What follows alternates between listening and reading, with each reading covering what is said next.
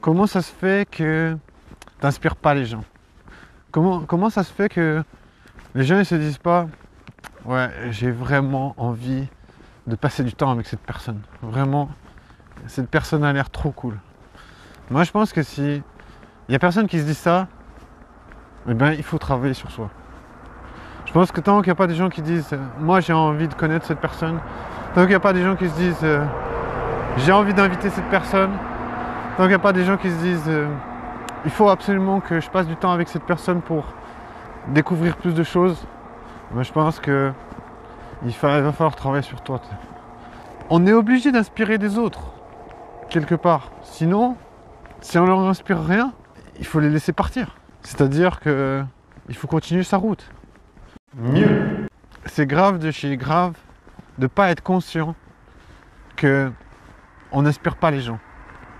Je pense que c'est extrêmement grave. Ça veut dire que on ne se rend pas compte à quel point on a besoin des autres. Ça, c'est grave. C'est très très grave. Après, je dis pas que c'est grave dans le sens oh mon Dieu, cette personne est perdue à tout jamais. Je dis c'est grave dans le sens où ça doit vraiment être important dans ton développement.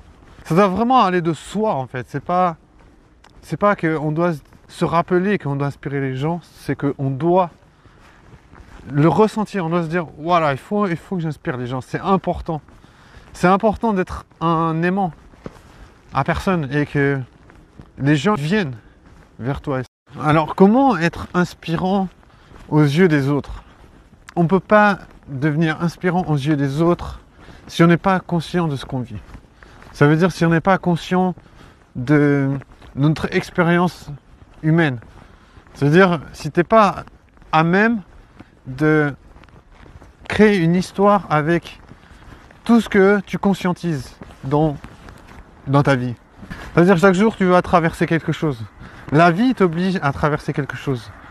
Puisque tu es dans la société, il y a cette pression qui fait que tu dois te conformer à plein de choses. Le fait que tu dois te conformer à plein de choses fait en sorte que ça va te créer une expérience de vie finalement.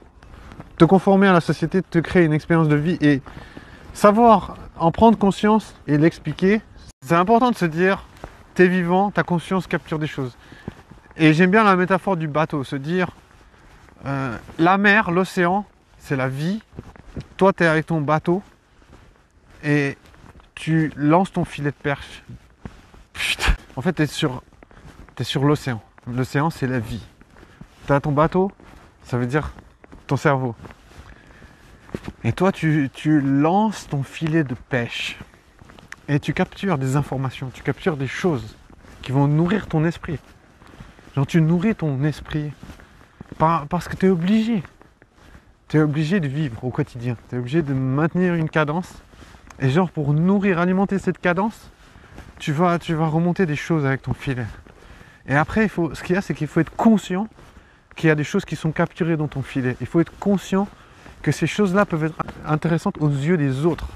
Ça veut dire que tu peux dire, voilà, qu'est-ce que j'ai attrapé dans mon filet au cours de ma journée. À mon avis, c'est la meilleure façon d'inspirer les gens.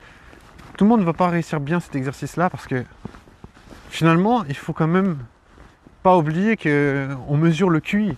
Tout le monde n'a pas forcément un QI très élevé et tout le monde n'a pas forcément une conscience sociale suffisamment élevée pour se dire voilà, ça va intéresser mes potos, ça va intéresser les gens qui m'entourent, de savoir quelle est ma vision de ma journée, quelle est ma vision de mon passage sur Terre. C'est un exercice super important d'être conscient de ça, de se dire les autres ont besoin de ma vision. Il faut trouver une manière de retranscrire sa vie de manière à se stimuler, de manière à travailler justement ce muscle social. Pourquoi travailler ces muscles? À garder la vivacité, la vitalité, quelque chose de vivant. Quelles sont les personnes qu'on écoute, qu'on regarde à la télé, qu'on écoute à la radio? Je veux dire, c'est toujours des personnes pleines de vie en fait. Ça veut dire que universellement, ce qui attire les gens, c'est toujours les gens qui sont pleins de vitalité, heureux de vivre. Voilà. Focus-toi sur comment trouver une cadence, une rythmique, quelque chose qui te stimule. les choses que tu vis au quotidien et qui sont là pour être exprimées.